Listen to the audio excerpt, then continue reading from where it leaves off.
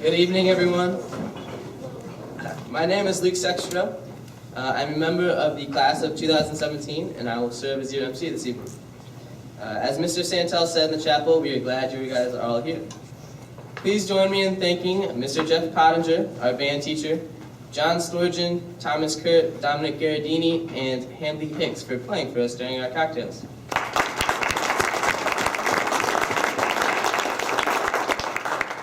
Also, please welcome Mrs. Mary Russo, Science Department Chair, who, after President Laughlin's comments, will provide tours of the Science Wing.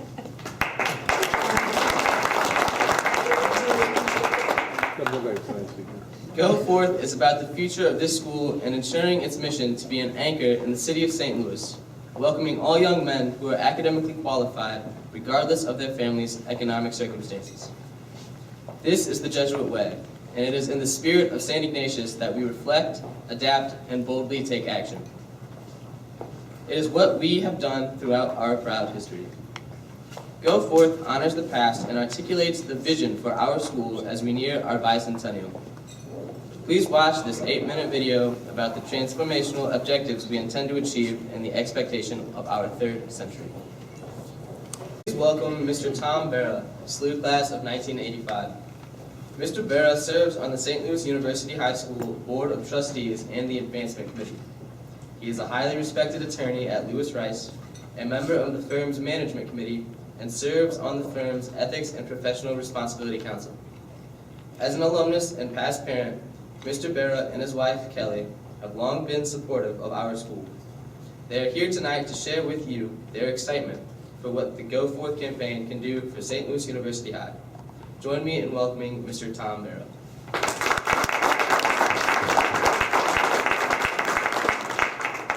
Thank you, Luke. As Luke mentioned, I'm a member of the class of 1985. My son graduated in 2012. My brother graduated in 1997. And my wife, Kelly, who's here, co-chaired the auction in 2012 with Diane Fogarty. I thought we were actually going to be in the other space, which was going to feed into my opening story. My first date was with my wife in the old gym at a basketball game in the fall of 1984. And a little vignette into my financial situation. I showed up at the game on our first date, and I went to pay the $2 admission fee to the game, and I had absolutely no money in my pocket. And so she reached into her purse, and she paid for us to get into the game. And she reminds me of that on an almost monthly basis. Just reminding me, 31 years ago, we've hung in there together. I sort of thought about opening with a question, and the question is, how passionate are you about St. Louis University High School? And ask yourself that question, how passionate are you about St. Louis University High School? You're passionate enough to come here tonight when it's probably 22 degrees. It snowed today, it's a Wednesday night. We have a lot of other things to do. We're eating toasted Rabs and cans of Budweiser, which is my favorite beer. But there are a lot of other things that we could be doing tonight. But we're passionate enough about this place that we all came down here tonight to celebrate. This isn't a pitch. Most of the folks in the room have already committed to this program. Most of us have already either given or have committed to give substantial sums to this campaign. And for that, we thank you.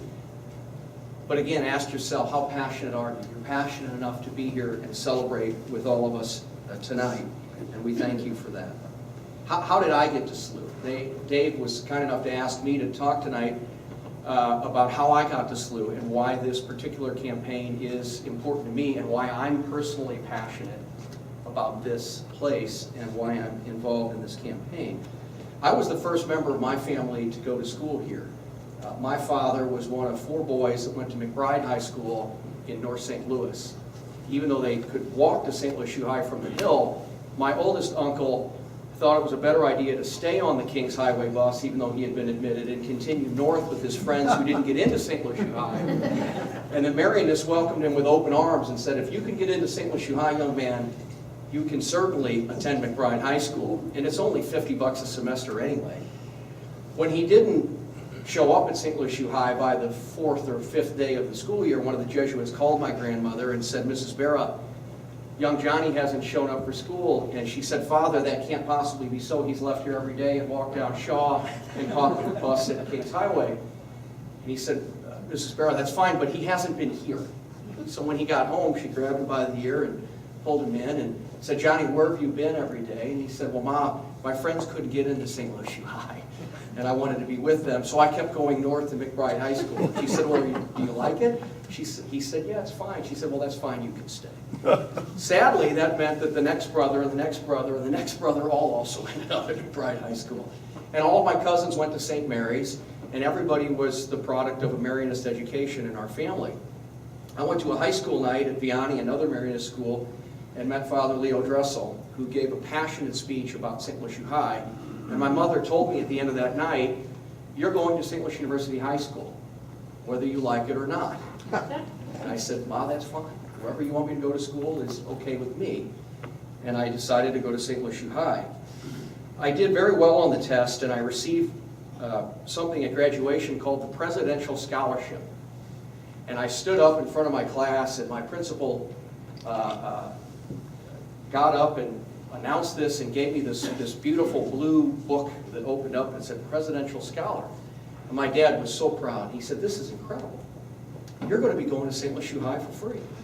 I said, I don't know, Dad. I don't know what this means. So he called the school the next week, and the Jesuit said, well, Mr. Barrow, we're very proud that your son won this award, but I have news for you. There's no financial benefit attached to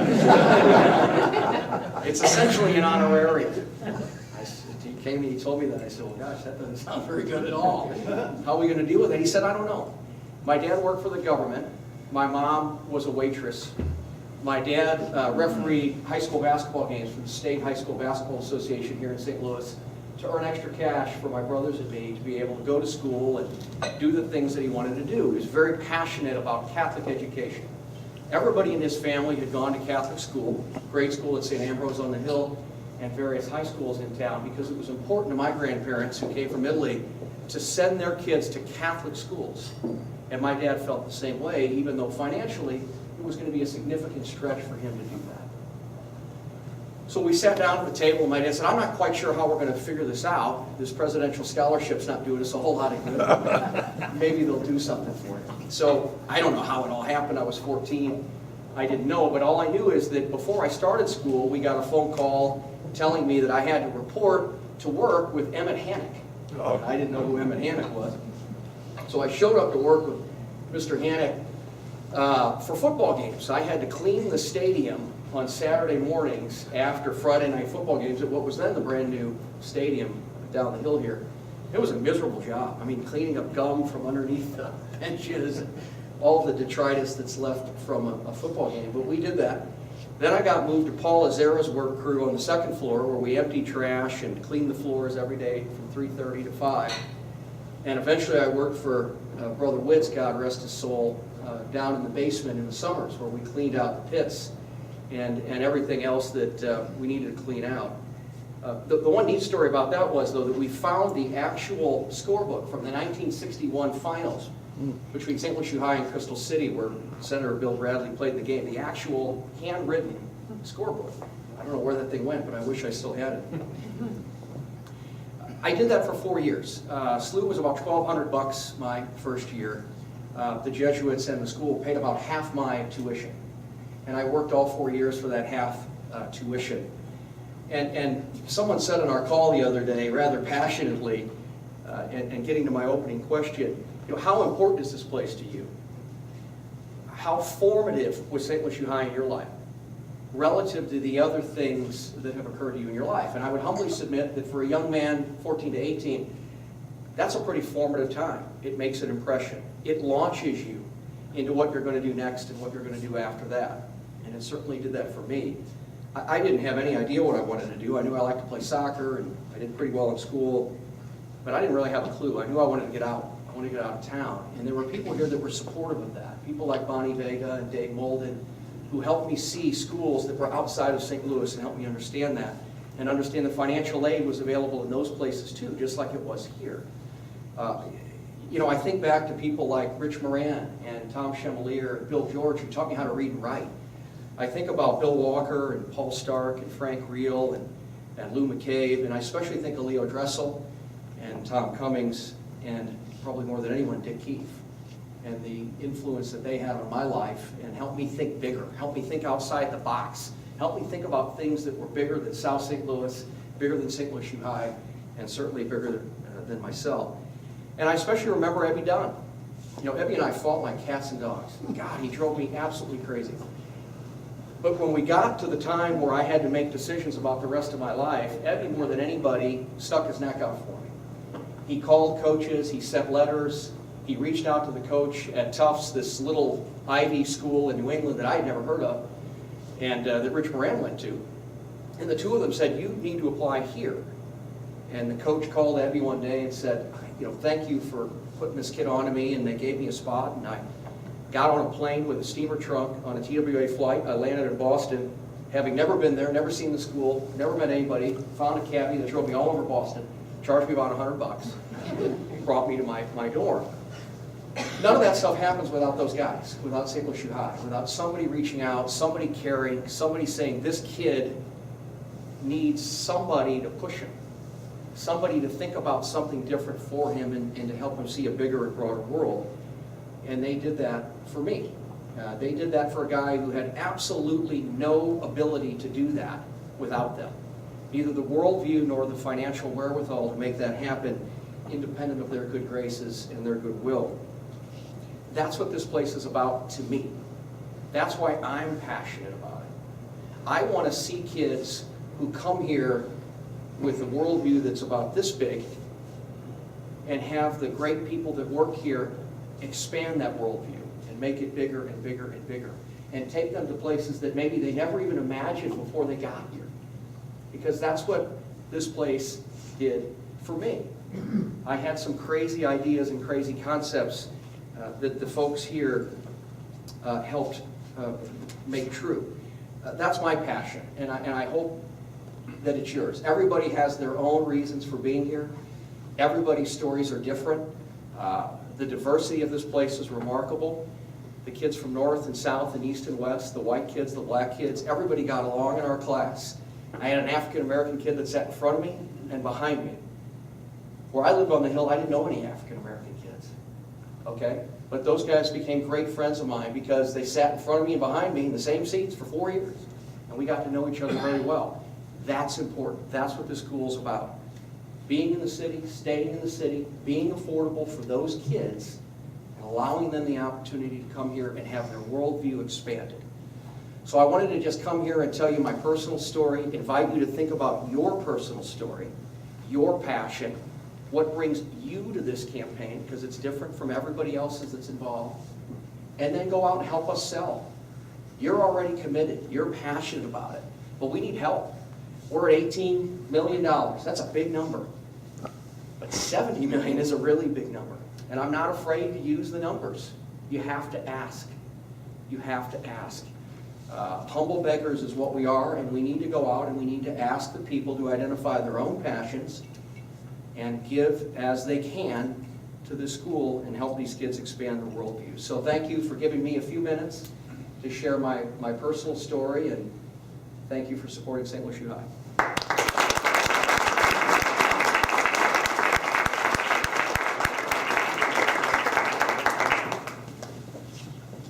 Thank you, Mr. Bauer. While our next speaker remains involved in his parish, St. Stephen Protomartyr, as a lector and a math tutor, here at SLU, he is a core staff member on the Prep News and a member of Pax Christi, Students for Life, and Youth Leadership St. Louis. Twice he has traveled to Washington, D.C. for the Ignatian Family Teaching for Justice, where students from Jesuit schools across the country come together to discuss social justice issues. He is also a member of the junior pastoral team. Last summer, he traveled to Camden, New Jersey for a week-long trip to serve the poor and marginalized. He is also an admissions ambassador, a president's ambassador, and a National Honor Society member. Please welcome Junior Sam Chechik.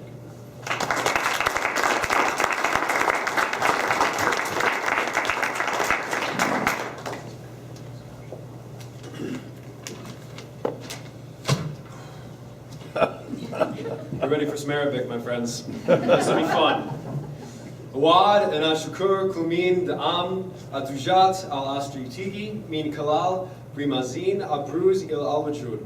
نعتبر إضافات روانمزيد على دراسات اللغات والثقافات العربية إلى منهجنا الدراسي أحد أهم المبادرات التي أتقنها.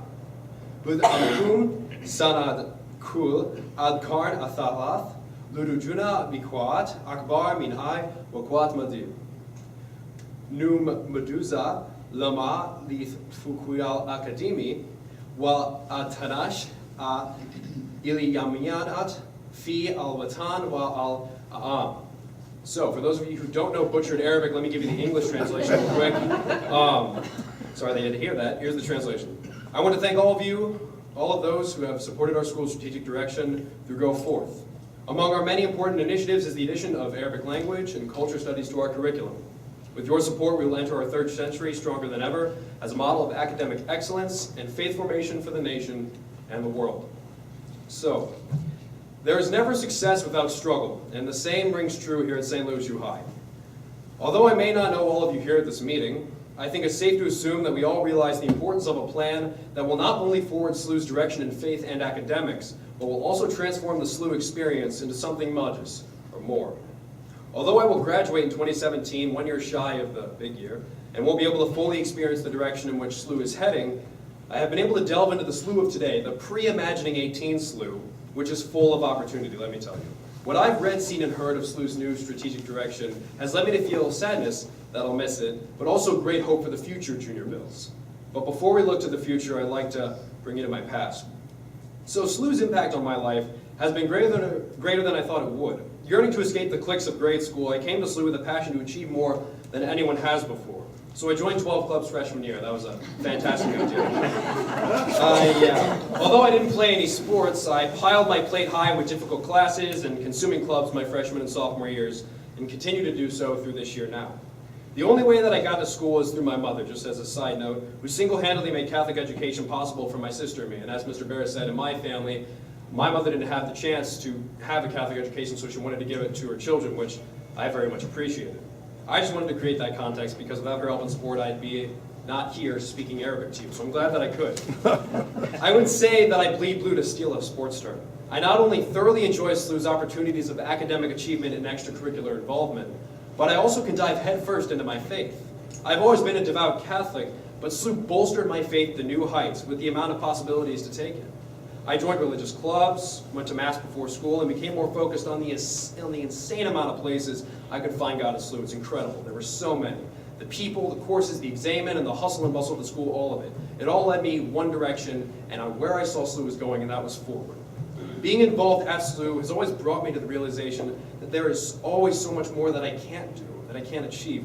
SLU provides so many opportunities that I am sometimes forced to pick and choose which are my favorites, which was a hard task to do for an overachieving junior who wants to do everything. So I've chosen things like Prep News and Pax Christi and other social justice clubs and the community service program and pastoral team and admissions and president's ambassadors, thanks Mr. Laughlin by the way, and so much more that I've enjoyed here at SLU. But besides all these, the academics at SLU have actually allowed me to have a way more challenging curriculum than I thought I would, and especially from my grade school, which I didn't get a chance to do some of these courses. I can fill up on AP classes and prepare for the upcoming ACT, while also balancing my family and God in my home life. Not only does SLU teach me about the world itself, but it also brings me into the light about my own true nature, what I really want out of SLU, what I really want to achieve, and what I want to give back to SLU, like all of you hopefully will. SLU has pushed my limits forward, and that's exactly what we are doing with Go Forth. And while I won't be able to be a student at SLU experiencing Go Forth myself, I looked at that journey as an alumni, giving back to the institution that formed me. SLU is achieving the greatest of accomplishments in all areas of the school, and it allows its students to find their own true selves and further the mission into the world. SLU has shown me that it truly exemplifies the theme of this year, Cura Personalis, because the people at SLU care for every part of the person in every section of the school, no matter what it is. We aren't just many students, teachers, workers, and administrators working together. We are one body and one spirit in Christ. Thank you.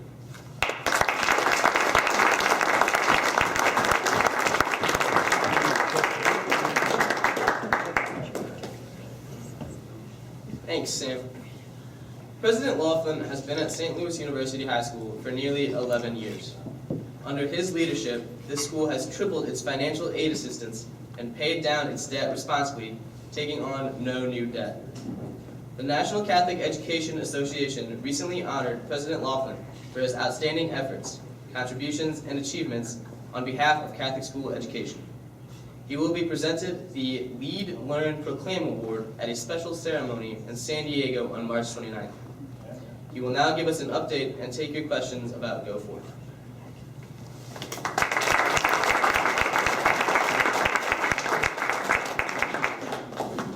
First of all, Sam Chechik, keep that up, and you'll be more than a president's ambassador, you'll be president someday. And Tom, I want to thank you for taking the time to put some thoughtful comments together. And thank you to everybody for being here. I think there was a requirement to mention this recognition I'm getting, and I've said to many people, if you look at the bullet points of that recognition, you would know if you were here every day the many people who actually do that work. I just get to go claim credit for it, so that's a good thing. I think I know everybody here at least to some degree or another, and so I want to talk a little bit about St. Louis U High. But as the president of the school, a fact that I think probably is widely known in this group is I didn't go to school here. In fact, I'm not even from here.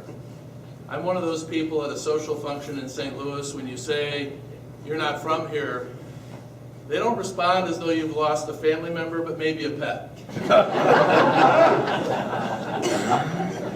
But I want to say something about what matters to me in this campaign on a personal level, and then I want to talk about St. Louis U High. One of my favorite Christmas gifts that I got this year is the lining in this coat. My wife redid that lining, or had somebody do it for me. It was well before Christmas, but I considered it a Christmas gift. Thank you, dear. This coat was my grandfather's, and he gave it to my uncle, who gave it to me. My grandfather and grandmother lived in a little town in southwest Iowa, Imogene, Iowa. There's about 75 farmers. There's a very large Catholic church, St. Patrick's, and there's a famous Jesuit who came from this little town, Father Bill Leahy, who's the president of Boston College. And my father and Father Leahy went to St. Patrick's Catholic grade school together. My grandfather was basically a hired hand on a farm, and my grandmother cooked for people at this Irish pub in Imogene.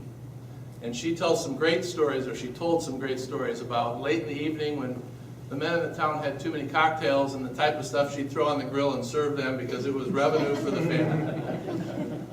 But because my grandfather worked agriculturally, he would leave their family for 6 months at a time, and he would come to St. Louis to work on the trains. And so he was away a lot from them. And when they got to some place in life, they moved to the large metropolis of Omaha, Nebraska. And my grandmother was a cook in a hospital, and my grandfather worked in the labs where they did experiments on mice, and a pretty menial job. But they got my father, not my uncle, but my father, to the Jesuit high school there. And he got an education, and that set our life on track. And I wear this in St. Louis because I think, how could I be at this school with a grandfather that used to come load trains if my father didn't have a Jesuit education? And although I didn't go to high school here, I know from being here more than a decade that amongst all the other aspirational things we have for this school to be a leadership school, I know that that story is told in spades, decade after decade at this school. At some level, as Tom Barra so well said, we're all here for a lot of these different reasons. St. Louis U High has been a transformational pillar for decades, nay, centuries. And each generation bears its responsibility.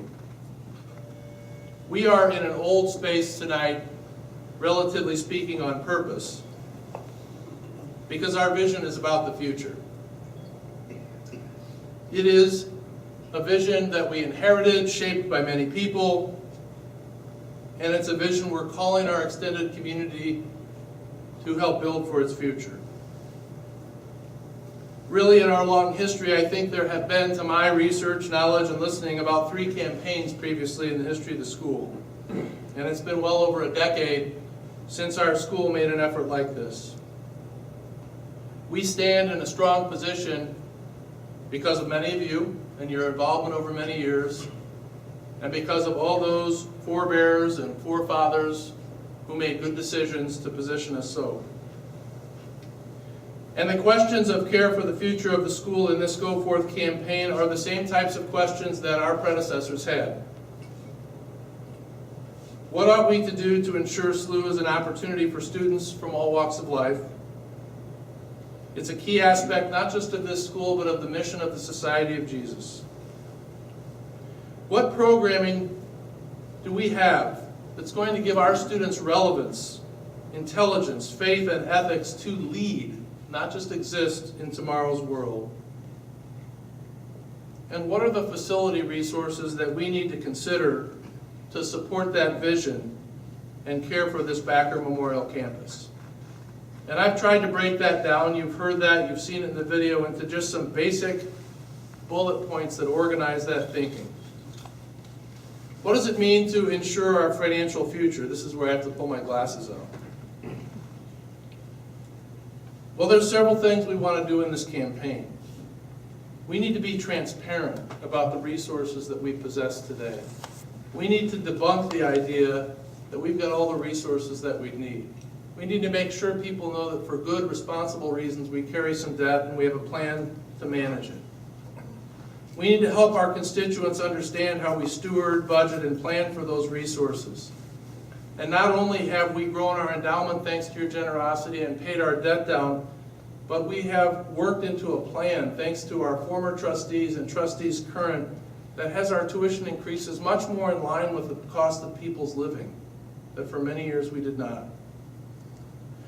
We will have a financial plan when we identify what is needed to grow our ability to fund that need-based financial aid and move that programming and compensate our faculty well. We've identified a goal of growing our endowment $25 million or 84 new fully endowed scholarships. And we need to be thinking about our endowment in terms of young men, the opportunities for young men to come to school here. Additionally, we need to succeed in our annual fundraising because we're giving away $5 million of total aid and $3.5 million in direct aid on an annual basis. And so between the growth we hope to have for our endowment that prioritizes human beings in this building of $25 million and 3 years of that annual goal, we hope to contribute $37 million in scholarship through this campaign to the opportunity to have a St. Louis U High education. With responsible investing and responsible stewardship and management, that level of growth could help ensure the levels of aid that we're giving today to allow the school to do new and different things for its young men. We need to develop programming for the future in our curriculum. And we think that will take approximately $10 million. And so here's a little bullet point outline of that. We need to protect the humanities, faith-based, critical thinking, written and oral expression education that is a hallmark of Jesuit education. But we have to recognize the change that exists in the world as Jesuit education has done for 500 years. We need to evaluate our programs and make changes. We are looking at curriculum that understands the basic structure of study skills necessary to proceed from grade level to grade level. We are engaging in a summer curriculum institute beginning this summer, where we will look at improvements in experiential learning, cross-disciplinary learning, and advances in science, technology, engineering, art, particularly visual arts, and mathematics. And we will use the rich tradition of creativity found in the arts to fuel a spirit of entrepreneurialism to combine for our students the skills they learn in a classical Jesuit education. Next, we want to work to build in the foresight of great programs like Chinese and Russian here so that we expand our understanding of the world. You heard this young man refer to Arabic studies. Who among us could argue that a keen understanding of that religiously, sociopolitically, economically isn't a key to the future of leadership and navigation of the world? We need our students to be on that leading edge. We will improve our counseling program and staffing ratios to cover the care for our students, from the college planning process and matriculation to caring for students in specific support circumstances. And the bedrock of merit, so well expressed by our speakers tonight, for all of these improvements is the effort to ever improve our formation in the Catholic tradition of faith and service. So we will enhance our campus ministry programs to have a greater balance across all 4 years of a junior Bills education. The next bullet point, the third piece, is that resources. We spent 12 months, you have some nice pictures around the room showing you spaces, but we spent 12 months evaluating our space in a master facility study that engaged 6 different types of engineers and designers at a professional level. This is not a guesstimate cost per square foot. This is a hard-working plan that involved the full input of our faculty, our staff, our facilities, so that we could take these concepts and look at what we need to do. And our process led us to realize that the greatest bang for our buck, that's a technical term in a campaign speech, is to focus on the now 92-year-old Backer building. Mr. Santel, we turned a year since we made that video. And we've assessed a logical progression, if you will, of how we can improve that building for learning and stabilize it for the next generations. Mrs. Mary Russo, our science department chair, is here tonight, and she's available to show you some of those spaces, but I want to share with you just an insight to what she might show you. You know, I had a meeting with Mary on September 30th, and I've been taking notes and meeting with faculty, and these are things that are insightful to me, because I can stand up and champion the school all I want, but she's the one in the classroom with students, putting lesson plans together and curricula and preparing her department and teachers for tests and working with students on a daily basis. These are just a few highlights. It's been since the early 1990s since we've done anything for science facility improvement. We have no meeting spaces, they don't exist. The presentation setup is limited. When we started chemistry, we had 1 level of chemistry. Today we have 3. The science lab of yesterday that a teacher set up, you did in the period and wrote your conclusions according to the new science standards, is not to be set up for a week. But ladies and gentlemen, we have 3 levels of science and 1 chemistry lab. And so we have teachers doing circus tap dances around each other, still pulling off some of the best academic results around, but not with the best resources that they deserve. We have AP Physics taught in a biology lab classroom. We have another physics taught in a class that has no weight support on the floor, so there's no science equipment in the room, so the students do labs on the floors. We are great at rolling you out to the new fields and the new commons and the new spaces, but ladies and gentlemen, we are in the cafeteria built in 1923 for a reason. We have a need to focus on the academic infrastructure of the school to support the program of the next generations of students here. So I know there's more there from my notes with Mary, but you get the idea. So we have a list of things we want to improve, and we have a plan. And we know a dollar amount that as we work through this campaign and we work through the facility, we can improve the school for those things. And so in no prioritized order, we want to make a new counseling center. We want to have a new World Learning Center / library / tech space. We need a new visual arts center, the only academic area of our building that exists in a space not designed for its discipline, that also has the storage and professional level art show capabilities. We want to renovate the chapel and combine it with a campus ministry office for all that programming, and update our labs, our science labs, project rooms, our offices. We need to develop classrooms that have multidisciplinary, technologically savvy spaces, a multimedia lab, a robotics center, as well as a music rehearsal lab. And we think to do that, that it will take about $20 million. And that's where you get roughly the $70 million working goal of this campaign. To be successful means to position the school with great strength for the beginning of its third century, at a time when there are threats to private and Catholic education. And let's be clear that this isn't hubris. This is the idea of the Madras. This school serves the community. This school serves the world. And we need to be positioned to serve as well as we possibly can in a world that desperately needs our young men.